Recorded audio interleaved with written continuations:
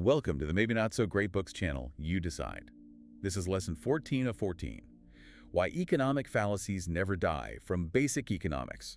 A Common Sense Guide to the Economy, 5th edition by Thomas Sowell. Seldom do people think things through foolishly. More often, they do not bother to think things through at all. Okay, that quote. No. It feels like it's got a bit of a sting to it, you know? It definitely does. So L isn't pulling any punches there. Right. It's basically him saying, look, the problem isn't that you're dumb, it's that you're lazy. And I have to admit, I kind of struggle with that. How so? Well, we're living in this, unprecedented age of information. I've got a supercomputer in my pocket. We have access to centuries of economic data, history, you name it. Sure, all the days out there. So if we're not thinking foolishly, as he says, why on earth do we keep making the exact same mistakes over and over and over again? It's the central question, isn't it? It has to be. I mean, you see the same arguments for, say, price controls popping up today that were debunked in the 1970s and in the 1920s and probably in ancient Rome. So why do these bad ideas have such staying power? That's because, and this is really the core of this final lesson, it has almost nothing to do with intelligence or access to information. It doesn't. No. So Enlil's argument is that economic fallacies persist for two big reasons. They are emotionally satisfying, and they are politically useful. Emotionally satisfying. That sounds weird to me. We're talking about economics, interest rates, supply chains. How can being wrong about something so dry be satisfying? Well, think about it this way. Being wrong usually feels bad, right? Of course. If I'm wrong about gravity and I step off a roof, it's not a satisfying experience. Exactly. Physics gives you instant painful feedback. The economy, not so much. The feedback is slow, it's diffuse, and in the short term, believing the fallacy can actually feel, well, heroic. Heroic. Sowell calls it moral melodrama. It's this idea that it feels good to have a villain, it feels good to simplify a complex problem into a story of good versus evil. Okay, give me an example. Think about the last time you were at the grocery store and the price of eggs was through the roof. What was your first gut reaction? That someone, somewhere, is ripping me off. The grocery chain, the farmers, somebody's getting greedy. Exactly. You identified a villain. That- And that feels good. It feels righteous. It gives you a target for your anger. It makes the world simple. Right. I am suffering because that person is greedy. Now, compare that satisfying, simple story to the actual economic reason, which is probably something like, well, an outbreak of avian flu reduced the supply of laying hens, while simultaneously an increase in transportation costs due to fuel prices shifted the supply curve to the left. Yeah, my eyes glazed over just hearing you say that. You can't really get angry at a supply curve. You can't put a supply curve on a protest sign, can you? Down with systemic causation. Doesn't quite have the same ring to it. Not at all. And that's the core conflict here. Economic truth is often dry, it's counterintuitive, it's impersonal. But economic fallacy. Oh, fallacy is dramatic. It's personal. It lets you be the hero in a crusade against the villain. So we're essentially hardwired to prefer the simple, emotionally charged lie over the complex, boring truth. In many ways, yes. And that's what we're going to do today. This isn't just about debunking one or two ideas. Our mission here is to learn how to spot the trap itself.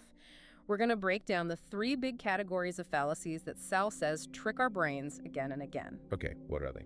First, there's zero-sum thinking. Then there's ignoring competition. And the big one, the one he calls the gateway drug to bad policy, is stage one thinking. The gateway drug. I like that. But before we get to those, can we dig a little deeper on this villain thing? Because you mentioned the word greed, and Sowell really seems to think that's one of the most useless words in economics. He does, because it's the perfect example of what he calls intentional causation. Okay, what's that? Intentional causation is our default way of seeing the world. We assume that for something to happen, someone must have wanted it to happen. Someone intended that outcome. It's the conspiracy theory mindset, basically. If gas prices go up, it's because a bunch of oil executives had a secret meeting in a smoky room and decided to raise them. Exactly. If my rent goes up, it's because my landlord woke up one morning and decided to be a jerk. That's intentional causation. It assigns agency and motive to a single person or group. But Sowell says that's not how a market economy works. Right. He argues that most outcomes are the result of systemic causation. They're the product of a massive complex system of interactions between millions of people, none of whom intended the final result. He has that fantastic example about the corner store in a poor neighborhood. Yeah. That narrative is so common. It is. The story goes. You go into a low-income area, and the prices at the little bodega on the corner are way higher than at the giant supermarket out in the suburbs. And the immediate stage one thought is, this owner is a predator. He's exploiting these people because he knows they don't have a car to go somewhere else. That's the moral melodrama in action. It feels good to get angry at the shop owner. You feel like you're a champion for the poor. But Sal says, okay, let's stop telling stories for a minute and just do the math. Let's look at the system. So, if it's not greed, why are the prices higher? It's all the hidden costs, the systemic costs of operating in that specific environment. Like what? Okay, for starters, insurance. If the crime rate in that neighborhood is higher, the store's insurance premiums are going to be astronomically higher. That cost has to be covered. Okay, that makes sense. Then there's security. You might need bars on the windows, a better alarm system, maybe even a security guard. All of that costs money that the big suburban store might not have to spend. And that gets passed on in the price of milk and bread. It has to. Then there's volume. A huge supermarket sells, 1,000 gallons of milk a day. They can make a tiny profit on each one. The little bodega might sell 50. So they have to make a much larger profit on each one just to pay the rent and keep the lights on. Exactly. And Sowell points out even subtler things, like the cost of cash delivery. An armored car charges a fee. It costs about the same to pick up a bag of cash from a tiny store as it does from a huge one. But for the small store, that fee as a percentage of their revenue is massive. Wow. I had never even considered that. So the high price isn't the result of the owner being extra greedy. It's the result of the system imposing higher costs on him. The owner often has no choice. He's probably working 12 hours a day just to scrape by. But politically, this is where it gets so dangerous. How so? If you believe the problem is greed, intentional causation, your solution is simple and heroic. Pass a law, cap the prices, punish the villain. Which sounds great on the campaign trail. It sounds fantastic. But if the problem is systemic high operating costs and you cap the prices, what happens? The store can no longer cover its costs. And it goes out of business. So the policy, designed to help the poor by lowering prices, ends up leaving them with no store at all. Now they have to take 3 buses to get groceries. You've made the problem infinitely worse by trying to be the hero. And that's the tragedy. The truth is boring and complicated. The fallacy is simple, satisfying, and gets you reelected. It really is the dinner party rule, isn't it? If I'm at a party and I start ranting about greedy corporations, everyone nods along. I'm part of the tribe. You're the life of the party. But if I start talking about, systemic insurance risk premiums, I'm going to be standing by the dip all by myself. You might be, but you'll be the one who actually understands the problem. And that's a perfect lead-in to the first big fallacy we need to dismantle, zero-sum thinking. The fixed pie myth. I feel like this is the default setting for the human brain. It really is, and there's a good evolutionary reason for it. For 99% of human history, the world was largely zero-sum. What do you mean? If our hunter-gatherer ancestors killed a bison, there's a finite amount of meat. If my family gets a bigger share, your family gets a smaller one. My game is your loss. Right, it's like a poker game. There's a set amount of money on the table. For me to win, you have to lose. Or sports. One team wins, the other loses. Exactly. And we carry that ancient software into the modern world. But a modern market economy is not a poker game. It's not a hunt. The fundamental nature of voluntary trade is that it's positive sum. Meaning everybody can win. Yes. Or, more accurately, wealth is created in the transaction, not just transferred. Okay, break that down. It's so simple we miss it. Yeah. You walk into a cafe and buy a coffee for $5. What happens at the end of the transaction? I have a coffee. They have my $5. And you both probably say thank you, right? Well, yeah, it's polite. It's more than polite. It's an economic statement. Yeah. You made that trade because, to you, the coffee was worth more than the $5. And the coffee shop made the trade because, to them, the $5 was worth more than the coffee. So we both walked away happier. We're both better off. You both gained. Value is created out of thin air. The pie of total human satisfaction literally got bigger. But that's not the story we hear. No, the story we always hear, especially in politics, is the rich are getting richer at the expense of the poor. That phrase, at the expense of, is pure, unadulterated zero-sum thinking. It assumes that there's a fixed pile of wealth in the world, and that billionaires got their money by taking it from someone else's pile. Well, let me play devil's advocate, because that's how it feels. You look at the statistics on wealth inequality, and the gap is enormous, and it's growing. It looks like they're taking all the new slices of pie for themselves. It absolutely looks that way, and that's why it's such a powerful political narrative. But Sowell argues that the way we report those statistics is profoundly misleading. This is where he gets into the income mobility data, right? The quintiles. Exactly. So the government and the media love to talk about indolent quintiles. They slice the population into 5 brackets, from the poorest 20% to the richest 20%, and they track the average income of each bracket over time. And when they do that, it shows the top bracket's income soaring, while the bottom bracket's income barely budges. Right. The rich get richer, the poor stay poor. Story over. It fits the zero-sum narrative perfectly, but there's a giant flaw in that analysis. What's the flaw? They're treating the brackets as if they're a fixed group of people, like it's a caste system. But they're not. The people in the brackets change constantly. What do you mean? The crucial mistake is that they are comparing anonymous statistics over time, not following actual human beings over time. When you follow the actual people, the story flips completely on its head. Okay, so what does that data show? So Mull cites long-term studies, one from the University of Michigan, another using IRS tax data that tracked specific individuals for decades. One of them found that of the people who were in the bottom 20% in 1975, by 1991, only 5% of them were still there. Wait, only 5%. So 95% of the poor were no longer poor. That's right. And here's the kicker. 29% of those people who started in the very bottom bracket had risen all the way to the top 20% bracket. That's staggering. So you were almost 6 times more likely to end up rich than you were to stay poor. Exactly. So what does that tell you about who is in the bottom 20% at any given time? It's not a permanent underclass. Yeah. It's a phase. It's largely a phase. It's students with part-time jobs. It's a 22-year-old in their first apartment eating ramen noodles.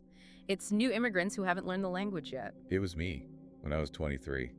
I was definitely in the bottom quintile, but I didn't stay there. Nobody does, for the most part. As you get older, gain skills, gain experience, you move up through the brackets. So when a politician decries the gap between the rich and the poor, what they're often really decrying is the gap between a 55-year-old at the peak of their career and a 25-year-old just starting out. They're just comparing old people to young people and calling it an injustice. Sowell uses a great analogy. He says it's like looking at a parade. At any given moment, there are people at the beginning of the parade route and people at the end. But the people themselves are constantly moving forward. The brackets are fixed points on the road, but the people flow through them. So the zero-sum fallacy makes us see static classes of people, when in reality it's a dynamic process of people moving through stages of life. And if you believe it's a zero-sum fight between static classes, you support policies like punitive taxes on the rich to give to the poor. But what you're actually doing is taking money from your 50-year-old self to give to your 20-year-old self. You're redistributing money across a single person's life cycle. But the narrative of class warfare is so much more powerful, so much more emotionally satisfying. And that's why the fallacy of the fixed pie never seems to die. That completely reframes the debate. Okay, let's move on to the second big trap. This one feels very current. Ignoring competition. This is the big is bad fallacy, the idea that once a company gets large enough, it becomes an unstoppable behemoth that can do whatever it wants. Right. We see a company like Amazon or Google, and we assume they have absolute power. They can dictate prices, crush rivals, control our lives. The assumption is that they operate in a vacuum without any constraints. But there is always one massive constraint that people forget. Competition. Competition, or even just the threat of future competition. Sowell poses this brilliant, simple question. If high prices are caused by greed, why aren't prices infinite? Yeah, if a CEO's greed is the only factor, why don't they charge $1 million for a bottle of Coke? Exactly. Why did a personal computer cost the equivalent of $10,000 in the 1980s, and now you can get a vastly more powerful one for $300? Did computer company CEOs suddenly become less greedy? No, of course not. They're just as profit-seeking as ever. Yeah. What changed is that in the 80s, there were only a few players. Now, there are hundreds. If Dell tries to charge too much, HP will undercut them. If HP gets cocky, Lenovo jumps in. Their own greed forces them to compete on price to win your business. So competition channels self-interest into social benefit. That's the Adam Smith idea in a nutshell. But we have such a hard time seeing it. We look at a company's profit and we see it as something they stole from the consumer. Like it's an extra arbitrary fee they tacked on just because they could. Right. We see the price of a product as cost plus greed. But Sowell insists that we live in a profit and loss system, and the second part of that name is the most important one. The loss. Yes, losses are what make the system work. Losses are the market's way of saying, stop doing that, you are wasting society's resources. So if I build a terrible product that nobody wants, I lose money. And that loss forces you to stop. It forces you to release the labor, the raw materials, the factory space you were using so that someone else can use them for something people actually value. Losses are the cleanup crew of the economy. Without losses, you just have companies making useless junk forever, burning through resources. Which is exactly what happened in the Soviet Union. Government-owned factories had no profit and loss feedback. They would produce millions of left shoes and no right shoes, or tractors that rusted in the field. But since they were subsidized by the state, they just kept doing it. There was no mechanism to stop the waste. That's where the A&P story comes in, right? It's such a perfect illustration of this because they were the absolute giant of their time. They were the Amazon, the Walmart, the everything store of the early 20th century, the Great Atlantic and Pacific Tea Company, A&P. They were the largest retailer in the world. I'm guessing the public was terrified of them. Oh, completely. The newspapers and politicians of the day used the exact same language we hear about big tech today. They're a monopoly. They're using predatory pricing to kill small businesses. They'll soon control the entire nation's food supply. There were congressional hearings, antitrust lawsuits. They seemed invincible. And now, I literally cannot remember the last time I saw an A&P store. Because they're gone. They went bankrupt. Vanished. What happened? What killed this supposedly all-powerful monopoly? Was it the government? Nope. It was the suburbs. And the automobile. And the refrigerator. How'd that kill a grocery store? A&P's whole model was based on small stores in dense city neighborhoods.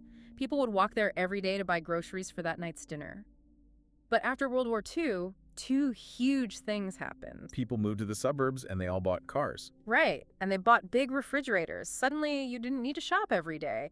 You could drive to a bigger store once a week and stock up. And that's when the supermarket was born. Exactly. New competitors like Safeway built massive stores with huge selections and, crucially, giant parking lots. A&P was stuck with its thousands of small, old-fashioned city stores. They were too slow to adapt. They were arrogant. They thought their size made them invincible. But it didn't. The competition, a new model of doing business, just completely bypassed them. The consumer fired them. Millions of shoppers just quietly decided to take their business elsewhere, and the giant withered and died. It's the ultimate proof that no company, no matter how big, is safe. If you stop serving the customer better than the next guy, you're toast. So when we ignore competition, we imagine these companies as all-powerful kings, when really they're more like frantic performers on a stage, constantly terrified the audience is going to start booing. That's a great way to put it, and that fear is what keeps them on their toes. But the fallacy leads us to pass laws that often protect the old, dying giants from the new, innovative competitors. Okay, this brings us to what you call the gateway drug, the big one, stage one thinking. This is Sowell's favorite target, and I think it's the most powerful mental tool you can take away from this entire series. If you understand this, you can see through 90% of the bad ideas out there. So define it for us. What is stage one thinking? It's the habit of judging a policy or an action only by its immediate intended consequences. That's stage one, while completely ignoring the longer-term, indirect, and often unintended consequences, which is stage two and beyond. He has that great quote, something like, the fundamental distinction is between what sounds good and what works. That's it. Stage one is what sounds good. Stage two is what actually happens. Let's use this classic example because it's so clear. Rent control. The perfect case study. So walk me through stage one of rent control. What's the pitch? The pitch is simple and beautiful. Rents are too high. Working families can't afford a place to live. Greedy landlords are exploiting people. We are passing a law to cap rents at a fair price. And what's the immediate result of that law passing? Everyone with a rent control department is thrilled. They have hundreds of extra dollars in their pocket every month. The politicians who pass it are heroes. They hold a press conference. It looks like a huge, undeniable victory for the little guy. That's stage one. It feels good. It's visible. It's emotionally satisfying. But then the clock starts ticking. What happens in stage two? Okay, so now I'm a landlord. My income from this building is now legally capped, but my costs, property tax, insurance, repairs, they keep going up. So what's your incentive? My incentive is to spend as little money as humanly possible on that building. The leaky roof. Put a bucket under it. The broken boiler. Well, we'll get to it. Why would I invest thousands of dollars in a new paint job or new appliances if I can't get any return on that investment? So the existing housing stock starts to decay, but that's only half the problem. What about the new housing stock? If I'm a real estate developer looking to build a new apartment building, and I see this city has strict rent control, Are you going to build there? not a chance in hell. Yeah. I'm going to go to the next town over, the one that lets the market work, or I'll build condos or an office building instead. Anything but rent-controlled apartments. So the supply of new housing dries up completely. Meanwhile, because the rent is artificially cheap, demand is through the roof. So you get a massive housing shortage. A chronic, permanent shortage. You get long waiting lists. You get landlords discriminating because they can pick from 100 applicants for one apartment. You get illegal key money bribes. The quality plummets. And this is where Sowell uses that jaw-dropping statistic about New York City. He says that at one point, the city had an estimated 4 times as many abandoned, derelict housing units as it had homeless people. Just think about the insanity of that. In a city with a supposed housing crisis, you have tens of thousands of apartments boarded up and rotting. Why? Because the rent control laws made it economically impossible for the owners to maintain them. The policy literally created ruins. And he contrasts this with the 1906 San Francisco earthquake. Yeah. This is an incredible historical example. It's one of my favorites in the book because it's so perfectly counterintuitive. So lay it out. A massive earthquake, followed by fires, destroys more than half the housing in San Francisco. Gone. Wiped off the map. A colossal, instantaneous reduction in the supply of housing. So logically, you'd expect a catastrophic, long-term housing shortage. Homelessness on a massive scale for years to come. That's what you'd expect. But it didn't happen. There was no chronic shortage. How is that possible? Because they didn't have rent control. They let the price mechanism work. Immediately after the earthquake, rents for the remaining apartments skyrocketed. And that sounds horrible. That's the stage 1 reaction, right? Price gouging. How dare they profit from a disaster? That's the emotional reaction. But look at stage 2. Because rents were so high, what did that signal to people? It signaled there is a desperate need for housing here. Exactly. So 2 things happened. First, the existing supply was used more efficiently. People with a spare room who never would have rented it out before suddenly did. Families doubled up. So more people were housed within the existing buildings. Right. And much more importantly, that high price was like a giant neon sign flashing, build here, to every builder and investor in the country. Labor and materials flooded into San Francisco because that's where the profits were. The city was rebuilt with incredible speed. Whereas in rent-controlled New York, the low price sent the opposite signal. Don't bother building here, it's not worth it. Precisely. San Francisco suffered a real disaster and recovered quickly because of market prices. New York suffered no disaster at all and created a permanent shortage with price controls. That is the power of thinking beyond stage 1. It's just so clear when you lay it out like that. Let's do another one that's always in the news. Protectionism. Tariffs to save American jobs. The ultimate stage 1 policy. It sounds so patriotic, so simple. How could anyone be against saving American jobs? Okay, so stage 1. The government puts a big tariff, a tax, on imported steel to protect our domestic steel industry from cheap foreign competition. The immediate effect. American steel mills, which were struggling, can now raise their prices. Maybe they hire a few hundred more workers. A politician goes to a steel town in Pennsylvania, gives a speech in front of a factory, the TV cameras are there, everyone is cheering, it looks like a win. A visible, concentrated, emotionally satisfying win. That's stage 1. Now what's stage 2? Stage 2 is, well, who buys steel? Everybody. Car companies, construction companies that build skyscrapers, appliance manufacturers. So now all of those American companies have to pay a higher price for one of their most important raw materials. And their foreign competitors in Germany or Japan or Korea do not. So the cost of making a Ford in Detroit just went up, but the cost of making a Toyota in Nagoya did not. Which means the Ford becomes more expensive, or Ford's profit margin gets squeezed. Either way, they become less competitive, they sell fewer cars. And when they sell fewer cars, they lay off auto workers in Michigan. There you go. You saved 1,000 jobs in the steel industry, but you destroyed 5,000 jobs in industries that use steel. Sowell cites studies showing these net job losses are a consistent result of protectionism. But, and this is the political genius of it, the saved steel jobs are easy to see. They're all in one place. You can film them. They're concentrated and visible. But the lost jobs are invisible. It's the 2 guys who didn't get hired at a small machine shop in Ohio. It's the construction project in Florida that never broke ground because the steel was too expensive. The costs are dispersed and invisible, and in the political arena, the visible always, always triumphs over the invisible. Which brings us to the next part. The institutional engines that keep these fallacies running. If these policies are so consistently destructive, why do politicians keep proposing them? Are they all just economically illiterate?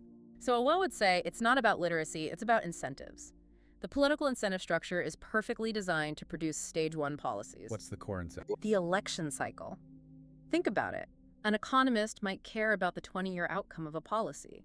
A politician cares about one thing, the next election, which is in 2 years or 4 years. So their time horizon is incredibly short. Incredibly. So if you offer a politician a choice between two policies, Policy A gives a small, visible benefit right now, but leads to a huge disaster in 10 years. Policy B causes a little bit of pain now, but leads to massive prosperity in 10 years. Which one do they choose? They choose A every single time. Without hesitation. Because the visible benefit helps them get reelected now. The disaster happens on someone else's watch. By the time the housing shortage becomes critical, they're retired or a highly paid lobbyist. They can just blame the other party for it. The political feedback loop is completely broken. There's no accountability for the stage 2 consequences. It's like a diet where all the food is donuts and pizza. It tastes great now, and the heart attack doesn't come for decades. Politicians are in the business of selling donuts and calling them health food. And we, the voters, keep buying them. Why? So Sowell talks about rational ignorance. Yes. This sounds like an insult, but it's not. It's just a cold, hard calculation. How much time and effort would it take for the average person to truly understand the economics of tariffs or rent control? A lot. You'd have to read books, watch lectures, analyze data. It's a significant investment. Right. And what's the payoff for all that work? You get to cast one single vote. A vote that has a microscopic chance of changing the outcome of an election. So, from a cost-benefit perspective, it's rational to stay ignorant. It's easier to just vote based on the slogan that sounds good.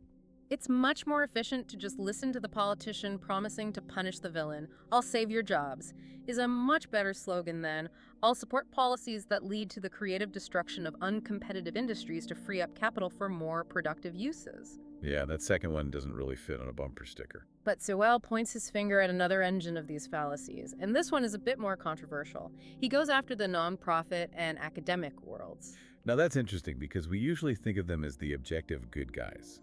They're not motivated by profit. And that's exactly the problem, in his view. Remember the profit and loss system. What happens in the private sector if you're consistently wrong? You run your business badly. You go bankrupt. You're gone. Reality provides a very harsh market test. Right. Now, what happens if you're a professor at a university or the head of a foundation, and you spend your entire 40-year career advocating for a policy that consistently fails in the real world? Probably nothing. Worse than nothing. If your intentions sound noble, you probably get tenure. You get more research grants, you get invited to give speeches at Davos. So there's no penalty for being wrong. There is zero penalty for being wrong as long as you were fashionably wrong. There is no market test for ideas in academia or the nonprofit sector. As long as an idea sounds compassionate and well-intentioned, it can survive for decades, even centuries, in the face of overwhelming evidence that it's destructive. That's a chilling thought. It's like a sterile environment where bad ideas are kept on life support forever. And they keep infecting the political world, which leads us to right now, 2026, and the ultimate accelerator of all these problems, social media. Oh, man. It's like social media was scientifically engineered to promote stage 1 thinking. It's the perfect stage 1 machine.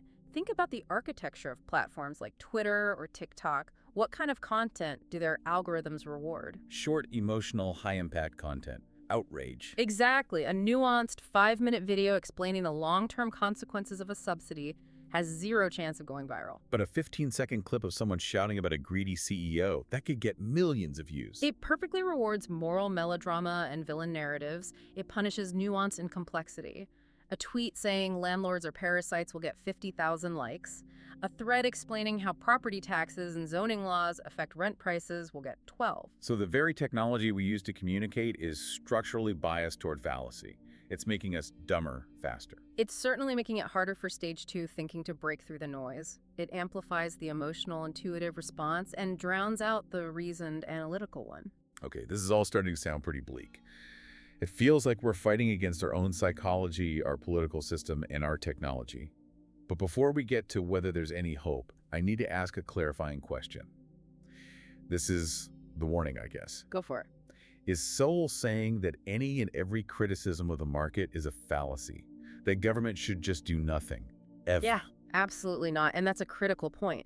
The danger is that you can listen to this and become a rigid ideologue who just chants the market at every problem. Right, because markets aren't perfect. Sometimes they genuinely fail. Of course.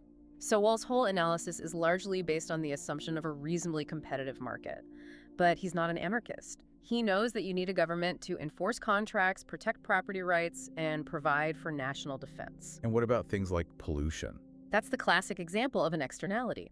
A factory might produce steel cheaply, but if it pollutes the river, the cost of that pollution, the dead fish, the dirty water, isn't paid by the factory or its customers. It's an external cost forced on society. And the market, by itself, doesn't solve that. It often doesn't. That's a legitimate case where government intervention, like a tax on pollution or regulation, might be needed to correct the market's failure to price that externality. So the takeaway isn't government bad, market good? No. The takeaway is, think with an economist's brain, not a politician's.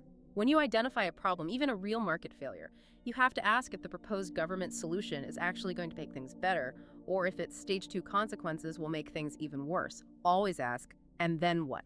Which brings us to the big final question, the debate angle. Can we fix this?